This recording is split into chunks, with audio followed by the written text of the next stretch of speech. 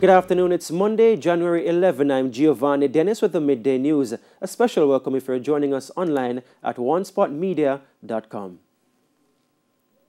Tourism Minister Ed Bartlett believes an early vaccination program could help ease the negative repercussions that Canada and the United Kingdom's new COVID-19 testing requirements may have on Jamaica. Canada's new measure took effect last week, while the UK's will take effect this week. Sandy Williams reports. As of last Wednesday, persons seeking to enter Canada have to show proof of a negative PCR test no more than 72 hours old, and a similar rule will take effect this week in the United Kingdom. Both Canada and the UK are among Jamaica's largest tourist source markets, which means Jamaica could see a further reduction in tourism numbers. It's bad news for us. And it's bad news for, the entire Caribbean, if you ask me, because we are the most highly tourism-dependent region on Earth. And two of our largest source markets, the UK and Canada, now having a position of virtually closing their borders to us, is a significant concern. Tourism Minister Edmund Bartlett is worried that the United States may decide to implement similar measures for arriving passengers. There is, Chinese whispers that we could see the requirement of at least testing before arrival in the U.S., and that will again put significant pressure on the capacity of our country and countries like ours in terms of size, scale, and scope to enable that to happen. So we are seeing that there is a big challenge that is coming in the horizon insofar as this winter season is concerned. According to Mr. Bartlett, an early start for the vaccination program could help Jamaica to be exempted from the measures. If we can begin to get vaccine in earlier, and there are opportunities for it, and we can explore those opportunities, then we would also be in a position to create a narrative that Jamaica is safer for even those visitors who want to come here and can get vaccine in Jamaica as well. So the whole business of having vaccine available is a big part of the big push. Sandy Williams, TVJ News. Chairman of the Economic Program Oversight Committee, Keith Duncan, says the government will have a hard time meeting wage increase demands by public sector trade unions. This, he reasons, will be due to reductions in tax revenues as a result of contraction in the local economy caused by the COVID-19 pandemic. Mr. Duncan believes compromises will have to be reached. I believe that we're all aware that we're in the middle of a COVID-19 pandemic and that economic activity has significantly slowed over the past 9 months since the pandemic begun. We have seen GDP growth really slow. So therefore, this really impacts the government of Jamaica's ability to pay because tax revenues are significantly off, and Jamaica is actually running a significant fiscal deficit. And therefore, with tax revenues being off, it certainly impacts the ability of the government of Jamaica to pay any kind of increase. Now, at least one public sector trade union has already indicated that it intends to push for wage increases. Others have urged the government to approach the upcoming wage talks with openness and a willingness to compromise. A 64-year-old woman from Kingston and St. Andrew is the latest to die from COVID-19 in Jamaica. This has increased the country's death toll to 313. Meanwhile, the country's COVID-19 case count now stands at 13,637. 89 new cases were confirmed on Sunday. Their ages range from 4 to 86 years. The health ministry says 88 patients remain hospitalized with the respiratory illness. 5 are critically ill. A Chinese study has found that most patients who had been hospitalized with COVID-19 still suffer a variety of symptoms, including fatigue and sleep difficulties 6 months after the infection. The study of more than 1,700 patients treated in the Chinese city of Wuhan, the original epicenter of the pandemic, shows 76% suffered at least one symptom months after they were discharged from hospital. The findings indicate that even people who recover from COVID-19 could suffer long-lasting health impacts from their bout with the coronavirus. COVID-19 has infected more than 90 million people worldwide. The study, the largest of its kind yet carried out, was published on Friday in the medical journal The Lancet. The Education Ministry has responded to reports of students opting not to take Caribbean Examinations Council CXC tests this year after falling behind due to the COVID-19 pandemic. Education Minister Favour Williams says official data are not yet available, but the decline may not be surprising. The concern was raised by former president of the Association of Principals and Vice Principals, Linton Ware. Now, he told our news centre that he observed fewer students signing up for external exams at Old Harbour High, where he is the principal, and he has received reports that similar numbers from other principals. The Education Minister explained that normal data will soon be available, formal data will soon be available. From the Overseas Exam Council yet. I think in a week or so they'll be able to send us that report, and at that time we will have the global numbers as to what those numbers look like. And it's now time for a break here on the Midday News, but please stay with us. We'll have much more when you return. Welcome back, and we're continuing the news. Windrush victims are yet to receive compensation despite Britain's Home Office announcing last month that all eligible claimants would be granted fast-tracked payment.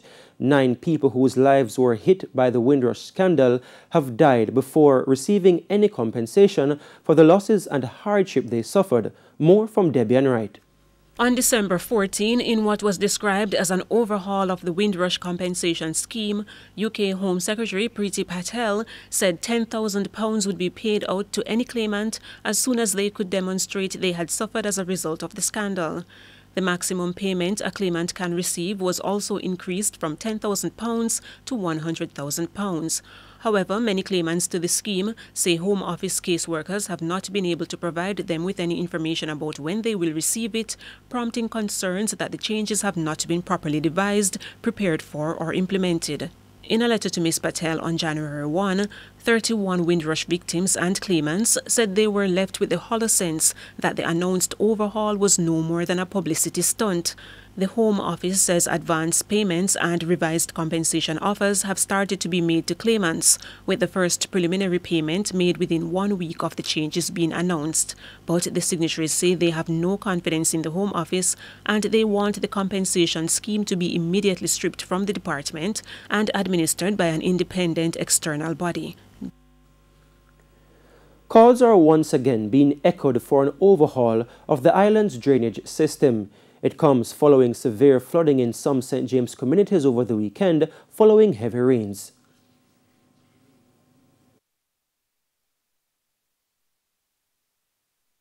There will be some work to be done because we need to look at the drainage system, which what has happened here, the drains that we have could not. And as I was speaking to a technical person from NWA this morning, he said to me that even if the drains were 4 times the size as it is now, it could not have accommodated the runoff.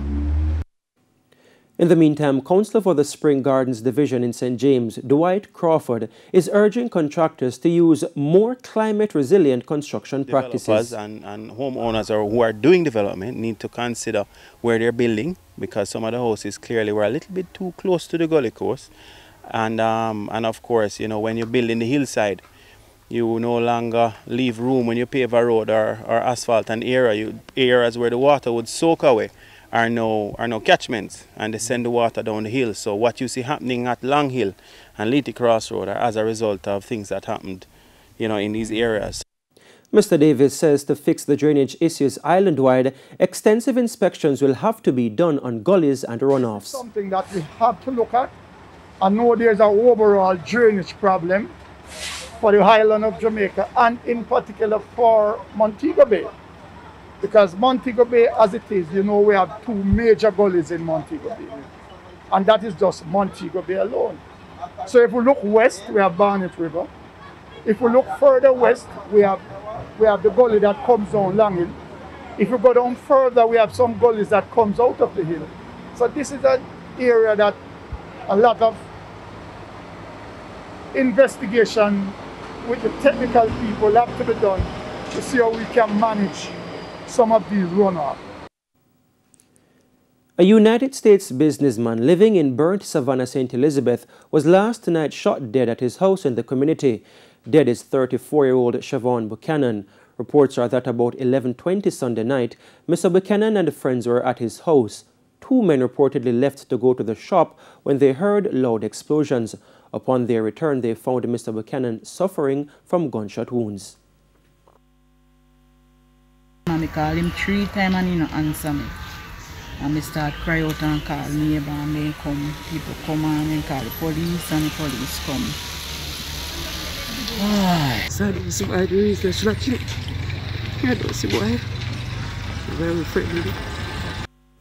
Now, Mr. Buchanan was taken to hospital where he was pronounced dead. His killing marks the third in the parish since the start of the year and the second in a matter of 48 hours. In news overseas, Republicans have blocked a bill introduced by House Majority Leader Steny Hoyer aimed at pushing President Donald Trump out of office through the 25th Amendment. House Speaker Nancy Pelosi said Sunday that if this morning's measure was blocked, the House would consider the measure on Tuesday. Democrats are calling on Vice President Mike Pence to respond within 24 hours. Now, if that does not happen, she says Democrats will bring their impeachment resolution to the floor. Meanwhile, House Democrats unveiled the articles of impeachment against Trump today. The single impeachment article points to Mr. Trump's repeated false claims that he won the election and his speech to the crowd on January 6 before pro-Trump rioters breached the Capitol. And another concern is brewing in the United States, this time in the battle against COVID-19. It comes as some doses of the COVID-19 vaccines are expiring and being thrown away before they can be given to people in high priority groups. Details from the CNN. More than 22 million doses of the COVID-19 vaccine have been distributed to hospitals and pharmacies nationwide so far, according to the Centers for Disease Control and Prevention. Relax your arm to your side, don't tense up. But the CDC says fewer than 7 million people have received the first dose. The issue is not the supply of the vaccine. The issue is not being able to get enough people injected with the vaccine. Some hospitals are forced to throw away vaccines that quickly expired once they were taken out of cold storage. This is such a precious resource, and really this wastage should not be tolerated at all. Health experts say there may be a lag in vaccine reporting, but some actions can be taken to improve the process. If there are, let's say, 3 doses in a vial that are not used, that the pharmacists or nurses should be allowed to give that to whoever is around, instead of wasting it. This comes as more than 2.2 million new COVID-19 cases and about 27,000 deaths were reported in the U.S. during the first 10 days of 2021, according to Johns Hopkins University. We have a lot more that we need to do because right now across the country, the freezers are filling up with this vaccine, and it's not where we need it. In sports, the intriguing third test between India and Australia ended in a draw on the 5th and final day in Sydney on Monday. India, who began the day on 98 for 2, chasing 407 to take a 2-1 lead in the series, reached 334 for 5 at stumps. Rishabh Pant top scored with 97 against Nathan Lyon and Josh Hazlewood, who took 2 wickets each. Scores in the match: Australia 338 and 312 for 6 declared. India 244 and 334 for 5. The series is level at 1-1. Now the 4th and final test of the series bowls off on Friday in Brisbane. And there is more confusion surrounding the Jamaica Table Tennis Association. This as clubs and affiliates must choose which special general meeting to attend, Renardo Brown reports. On December 22, 2020, a request signed by 15 affiliates was sent to General Secretary Anne-Marie Burton-Clou, requesting that a special general meeting be called to put forward a vote of no confidence against President Godfrey Lothian. The SJM would also be used to formalize the list of affiliates that has been at the heart of a standoff since 2019. But in an interesting twist, TVJ Sports has obtained a copy of a new letter, this time from Secretary Francina Price, sent to affiliates for another SJM set for January 16, the same date as a previous request. However, this SJM has been called to put forward a vote of confidence behind Lothian. Both SJMs have among their agenda items plans to set a date for the next annual general meeting. But how can one association be operating with two different secretaries? While the answer is not clear-cut, presidential challenger Andrew Liu, along with a group of affiliates, are contending that Mrs. Clou, based on the Supreme Court ruling of September 2019, is the rightful General Secretary for the JTTA, as she had held the position before the court ruled the annual general meeting of 2019 null and void. However, since then, Lothian has registered Jata Sports with the Company's Office of Jamaica, with Price as Secretary. It is unclear if both SJMs will go ahead on January 16. And that's the Midday News. I'm Giovanni Dennis. Join us at 7 for Primetime News. On behalf of the news, sports and production teams, good afternoon.